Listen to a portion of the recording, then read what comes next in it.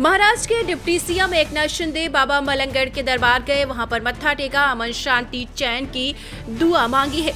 तो आपको बताते चले हजरत हाजी मलंग बाबा का क्या इतिहास है, आखिर वो कौन थे। बाबा अब्दुल रहमान मलंग एक सूफी संत थे जो 12वीं शताब्दी में मध्य पूर्व से भारत आए थे। ऐसा माना जाता है कि मलंग बाबा अपने अनुयायियों के साथ ब्राह्मणवाड़ी गांव पहुंचे, जिस पर उस समय मौर्य वंश के राजा नलदेव का शासन था। राजा नलदेव के राज्य में राक्षसों द्वारा मचाए गए उत्पात से कास्तकार और समुदाय पूरी तरीके से त्रस्त थे, परेशान थे और पूरी तरीके से अत्याचार मचा हुआ था। अत्याचार इतने भयानक हो गया कि तभी भगवान ने मलंग बाबा को इस स्थान पर भेजा ताकि वे भयभीत लोगों को बचा सके। उनके द्वारा फैलाई गई बुराई और विनाश को खत्म करके समाज में समृद्धि सुनिश्चित कर सके। गांव पहुंचने पर उन्हें प्यास लगी और उन्होंने पास के केकर ब्राह्मण परिवार के घर से पानी मांगा। उन्हें लगा कि वे थके हुए हैं और प्यासे हैं, इसलिए ब्राह्मण ने उन्हें पानी की जगह दूध पिलाया और उनको आराम करने के लिए जगह की व्यवस्था की। ब्राह्मण के इस नेक काम की मलंग बाबा ने बहुत सराहना की और आशीर्वाद दिया। बाद में बाबा बुराई को खत्म करने और मानव जाति की भलाई सुनिश्चित करने के लिए अपनी दिव्य यात्रा पर निकल पड़े। उनके पवित्र शरीर को आपको बताते चले मलाना गढ़ में दफनाया गया। भक्तों ने उनकी याद में पवित्र दरगाह का निर्माण किया जो सामुदायिक सद्भाव को दर्शाता है, क्योंकि हिंदू वहीवतकार और मुस्लिम मुतवल्ली दोनों ही अनुष्ठानों में भाग लेते हैं। हर साल बड़ी संख्या में मुस्लिम और हिंदू भक्त आशीर्वाद लेने और अपनी मनोकामनाएं पूरी करने के लिए हाजी मलंग दरबार पर जाते हैं। हाजी मलंग दरगाह जो महाराष्ट्र के ठाणे जिले में कल्याण के पास मलंगगढ़ की पहाड़ी पर स्थित है, 3 प्राचीन सूफी दरगाहों में से एक है। हाजी मलंग बाबा की 300 साल पुरानी मजार शरीफ सबसे निचले स्तर के पठार पर स्थित है जो 2500 फीट लंबी और 1000 फीट चौड़ी है। तो आपको बताते चले अन्य 2 दरगाहें हजरत वक्तावर शाह और हजरत सुल्तान शाह की हैं। वे मलंग बाबा के शिष्य थे जो खाड़ी से बाबा को अपने साथ वापस ले जाने के लिए आए थे। तो ये तो मैंने बाबा मलंगगढ़ का इतिहास बताया है और आपको बताते चले महाराष्ट्र के उप मुख्यमंत्री यानी डिप्टी सीएम एकनाथ शिंदे बाबा मलंगगढ़ के दरबार गए हैं। आपको बताते चले वहां पर मत्था टेका है, अमन शांति चैन की दुआ मांगी है। हिंदू हृदय सम्राट बाळासाहेब ठाकरे यांनी सुरू केलेला आदेश दिलेला या मलंग मुक्तीच्या मलंगगडाच्या यात्रेला सुरुवात बाळासाहेबांच्या आदेशानुसार धर्मवीर आनंदगे साहेबांनी सुरू केलं 1982 पासून आज तागत ही परंपरा पुढे सुरू आहे। इथं हजारो लाखो मच्छिंद्रनाथाचे नवनाथांचे भक्त येतात, या ठिकाणी मनोभावे सेवा पूजा करतात, मनोभावे पूजा अर्चा होते।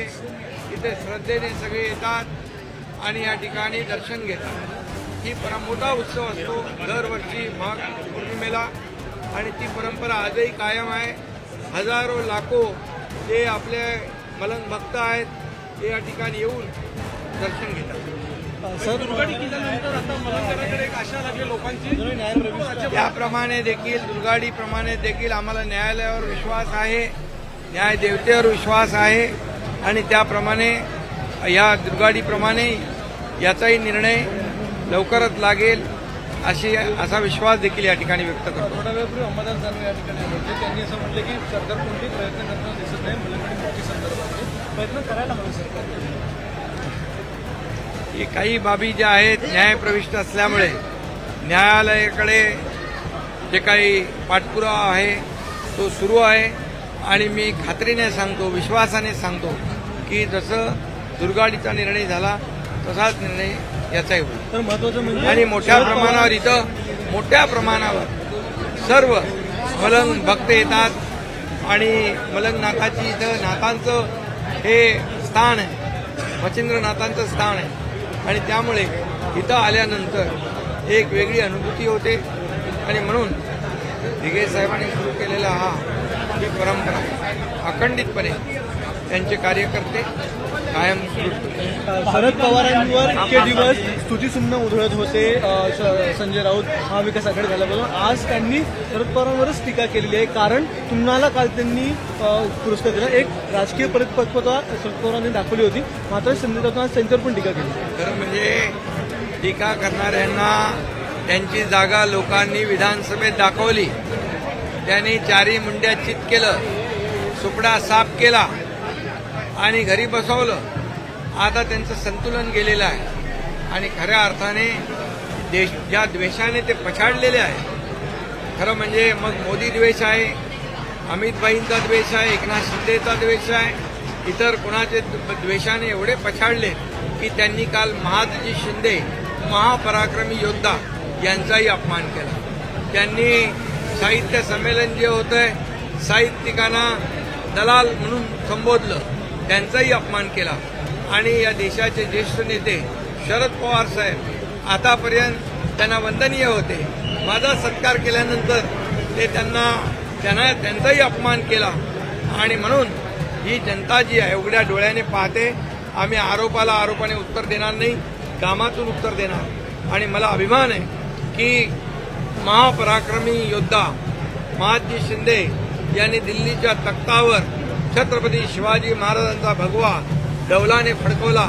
तो महापराक्रमी महादजी शिंदे राष्ट्र गौरव पुरस्कार या एकनाथ शिंदे सारख्या कार्यकर्त्याला मिळाला, हे माझं भाग्य आहे. आणि शरद पवार साहेबांनी तो दिला याचंही मला समाधान आहे. आणि महादजी शिंदे यांचे थेट वंशज केंद्रीय मंत्री ज्योतिरादित्य शिंदे यांच्या उपस्थितीत दिला. या सगळ्यांचा त्यांनी अपमान केलेला आहे. आणि म्हणून मी एवढंच सांगेन की जनता सुज्ञ आहे. महाराष्ट्राला एक परंपरा आहे, महाराष्ट्राची एक संस्कृती आहे चांगल्याला चांगलं म्हणण्याची.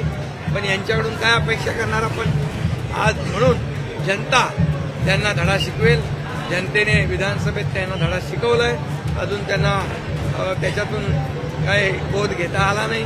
त्यांनी आत्मपरीक्षण करावं, आत्मचिंतन करावं, एवढंच माझं त्यांना. राजन साळवी प्रवेश करतात आपल्याकडे, अनेक म्हणजे मोठ्या प्रमाणात प्रवेश अजूनही सुरू आहे. आता इथं काय हे प्रवेशाचा विषय नाही, पण जे शिवसेनेमध्ये येतात त्यांचं मी स्वागत करतोय.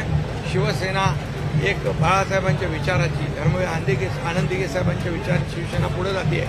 2.5 वर्षात सरकारने काम केलं, जे काम लोकांनी विश्वास दाखवलेला आहे. आणि म्हणून जे येत आहेत त्यांचं मी स्वागत करतोय.